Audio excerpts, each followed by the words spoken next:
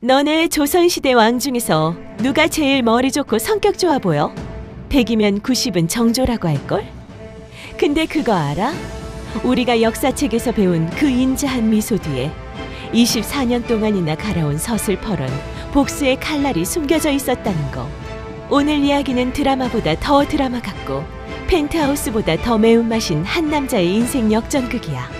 이름은 이산, 우리가 아는 정조대왕이지.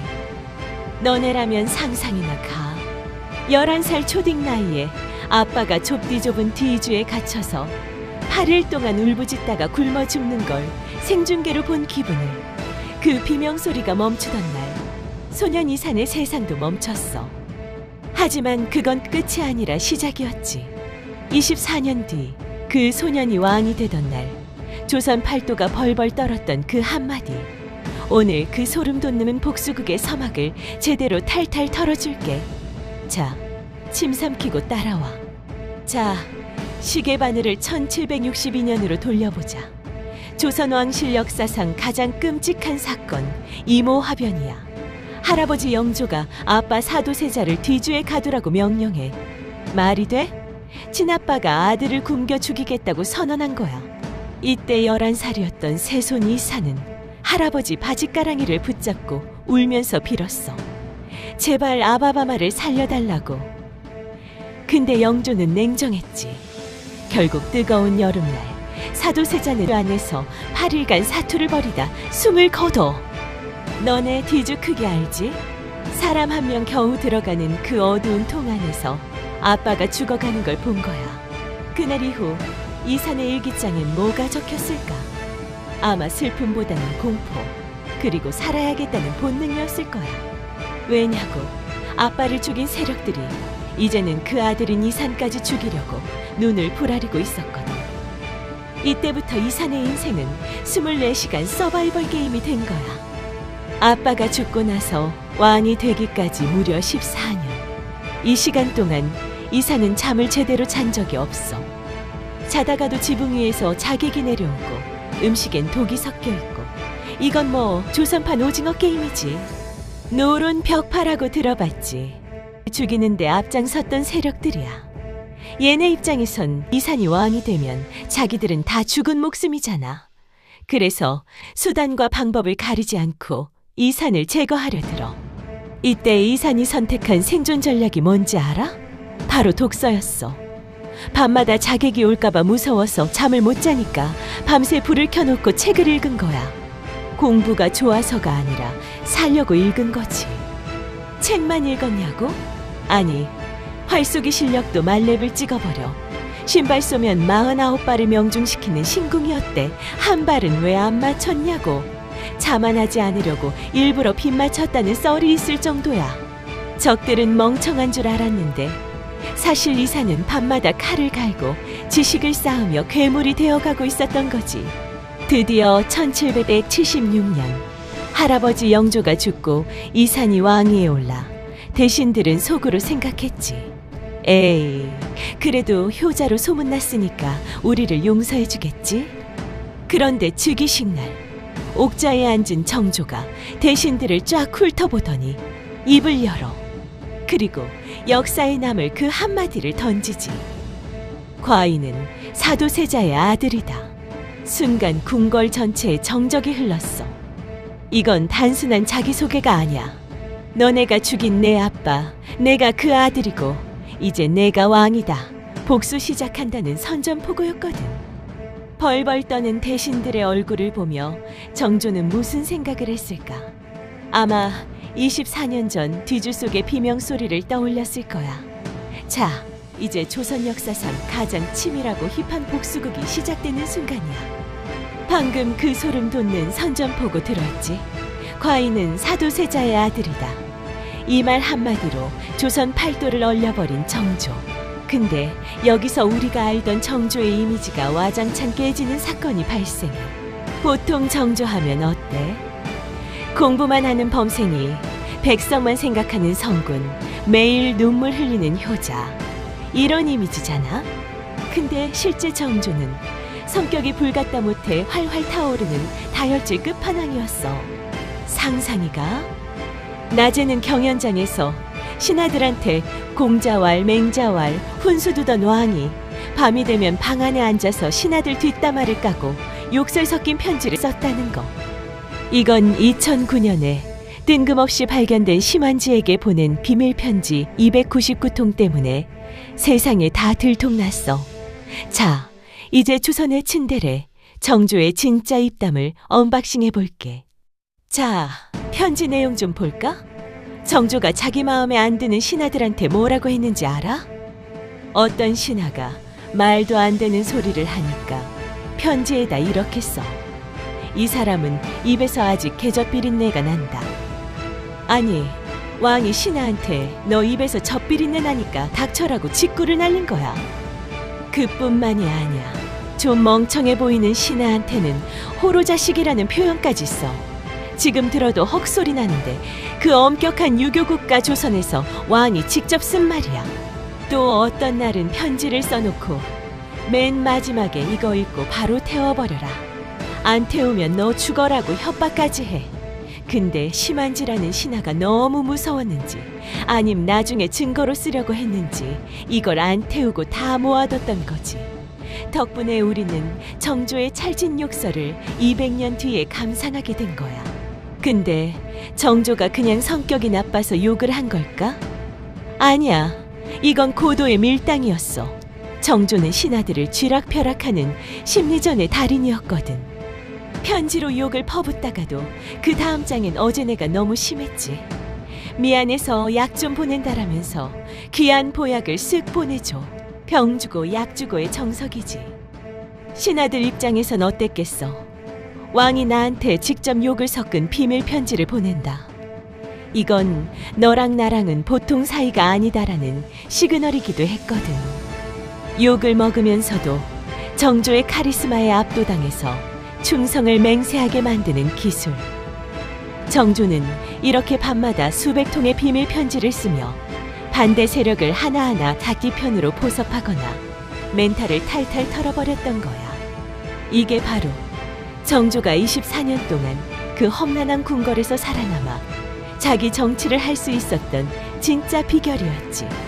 낮에는 나란 일 하느라 바쁘고 밤에는 비밀 편지 쓰느라 잠도 못 자고 정조는 자칭 타칭 조선에서 제일 바쁜 남자였어. 신하들이 전하, 제발 잠 좀 주무세요라고 빌 정도였대. 근데 정조가 왜 이렇게 잠을 안 잤을까? 단순히 일이 좋아서. 아니, 아빠를 잃은 트라우마 때문에 잠들면 자객이 올까봐 무서웠던 공포가 아직 남아있었던 거야. 불안함을 잠재우기 위해 미친 듯이 일하고 미친 듯이 공부하고 미친 듯이 편지를 썼던 거지. 이 지독한 워커홀릭 성향이 정조를 천재적인 군주로 만들었지만 동시에 그의 몸을 서서히 망가뜨리고 있었어. 하지만 정조는 멈출 수 없었지. 그에겐 아직 끝내지 못한 일생일대의 프로젝트가 남아있었거든. 바로 아빠의 명예를 완전히 회복하고 자기만의 세상을 세우는 거였어. 앞에서 정조가 밤마다 편지 쓰고 책 읽었다고 했지?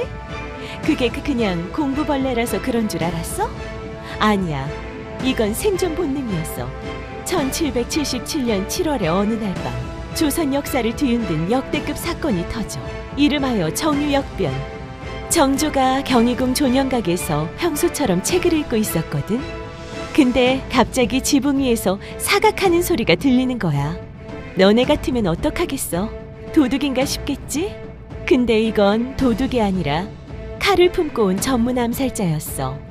정조는 직감했지. 아, 오늘이 내가 죽는 날인가? 근데 이 형님 성격 보통 아니라고 했잖아. 당황해서 도망가는 게 아니라 조용히 책장을 넘기며 상황을 지켜봐. 결국 암살자가 지붕을 뚫고 내려오려다 실패하고 도망가는데 이게 알고 보니 정조를 반대하던 세력들이 보낸 킬러였던 거야. 왕의 침소 지붕 위까지 암살자가 올라왔다. 이건 보안이 완전히 뚫렸다는 소리고 궁궐 안에 믿을 놈 하나 없다는 뜻이지. 이 사건 이후로 정조는 깨달아. 내 몸은 내가 지켜야겠다. 이때부터 정조는 조선 역사상 가장 피지컬 좋은 왕으로 거듭나. 너네 왕이 운동하는 거 상상가? 정조는 매일 활쏘기를 연마했어. 아까 말했지. 신발 쏘면 49발 맞히는 게 기본이었다고. 심지어 화살만 잘 쏜 게 아니라 칼 쓰는 법이랑 창 쓰는 법까지 섭렵해. 그는 스스로 조선 최고의 무예서인 무예도보 통지를 직접 편찬해 일본, 중국, 조선의 무술을 다 합친 일종의 종합 격투기 교본이야. 이걸 왕이 직접 만들었다니까. 신하들이 전하, 학문에 힘쓰소서라고 잔소리하면 정조는 아마 속으로 이렇게 말했을 거야. 야, 나 죽이려는 놈들이 천진데 공부가 밥 먹여주냐? 일단 살고 봐야지. 정조는 그렇게 지덕체를 모두 갖춘 살벌한 군주가 되어가고 있었어. 근데 혼자 잘 싸운다고 다 해결되는 게 아니잖아. 궁궐 수비대도 못 믿겠는데 누굴 믿어? 그래서 정조는 조선 역사상 가장 강력한 국왕 직속 친위부대를 만들어 이름하여 장용영. 이건 그냥 군대가 아니야. 정조한테만 충성하는 정예병 중에 정예병이지. 전국에서 힘 좀 쓴다는 애들은 다 모았어. 장용영 군사들은 다른 군대보다 월급도 더 많이 주고 장비도 최고급으로 맞춰줬어. 왜? 얘네가 있어야 정조가 밤에 발 뻗고 잘 수 있거든. 장용영의 존재는 반대파들에게 엄청난 압박이었어. 이제 너네가 자객 보낸다고 죽을 내가 아니다 라는 무력 시위였던 거지. 이 장용영이 얼마나 강했냐면 나중에 정조가 수원 화성으로 행차할 때 수천 명의 장용영 군사가 쫙 깔리는데 그 모습만 보고도 반대파 신하들이 오줌을 지를 정도였대. 자, 이제 정조는 지식으로는 신하들을 압도하고 무력으로는 반대파를 찍어 누를 수 있는 완벽한 왕이 됐어. 하지만 마음속 깊은 곳은 여전히 시렸을 거야. 왕이 됐는데도 침대 머리맡에 항상 칼을 두고 자야 했던 그 고독함, 밥을 먹을 때도 독이 들었을까봐 기미상궁의 표정을 살펴야 했던 그 긴장감. 이 모든 고난을 버티게 한 원동력은 딱 하나였어. 내가 죽으면 우리 아빠는 영원히 죄인으로 남는다. 사두세자의 명예를 회복하기 위해 이사는 기꺼이 스스로 괴물이 되었던 거지. 자, 이제 자신을 지킬 방패까지 완성한 정조. 이제 그는 수비에서 공격으로 전환해 아버지를 위한 가장 거대한 프로젝트, 조선의 신도시 수원 화성으로의 진격을 준비하게 되지. 자, 이제 정조는 자기 몸을 지킬 장용영 군대까지 손에 넣었어. 이제 남은 건 뭐다? 아빠 사두세자의 명예를 완전히 회복하는 거였지.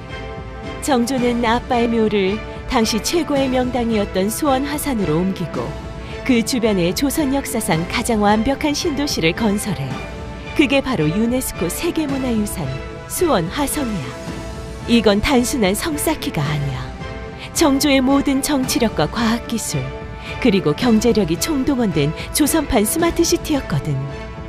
정조는 여기서 8일간의 거대한 축제를 열어 어머니 해경궁 홍씨의 회가변을 핑계삼아 수천 명의 장용영 군사를 이끌고 위풍당당하게 행차하지. 이건 반대파들에게 던지는 무언의 메시지였어. 봤냐? 이게 내 힘이야. 이제 아빠를 죄인이라 부르는 놈은 다 죽는다. 정조 인생에서 가장 화려하고 행복했던 순간이었을 거야. 그런데 세상은 참 야속해. 아빠의 복수를 완성하고 이제 막 새로운 조선을 꿈꾸려던 1800년 6월 정조가 갑자기 쓰러져. 나이 겨우 49세. 요즘으로 치면 한창 일할 나이잖아. 등에 난 종기 때문이라는데 치료를 받던 중에 갑자기 상태가 악화되어 눈을 감고 말아. 당시 사람들은 경악했지. 아니, 어제까지 멀쩡하시던 분이 왜? 이때부터 끊이지 않는 음모론이 터져나와. 바로 독살설이야. 정조의 정적이었던 정순왕후와 노론 세력이 약의 독을 탔다는 썰이지. 실제로 정조가 죽기 직전 약방문을 닫고 정순왕후 혼자 방에 들어갔다는 기록도 있거든. 진실은 아무도 모르지만 정조의 죽음으로 그가 꿈꿨던 개혁은 순식간에 멈춰버리고 말아. 조선의 황금기가 그렇게 허무하게 끝나버린 거야. 정조의 인생을 한마디로 요약하면 24년의 피맺힌 복수였을지도 몰라. 하지만 그는 그 복수를 피비린내 나는 사륙이 아니라 백성들이 살기 좋은 성곽과 아름다운 시들로 승화시켰어. 츤데레이자 욕쟁이였지만 사실은 누구보다 따뜻하고 외로웠던 왕이산. 그가 조금만 더 살았다면 조선은 지금 어떤 모습이었을까? 자, 오늘 준비한 정조의 이중생활 이야기는 여기까지야. 너네는 정조가 독살당했다고 생각해? 아니면 가로로 죽었다고 생각해? 댓글로 너네 의견 좀 남겨줘봐. 같이 토론해보자고. 다음엔 정조보다 더 독한 빌런이 기다리고 있거든. 궁금하면 역사맛돌이 구독하고 알림 설정까지 알지? 다음 편에서 만나.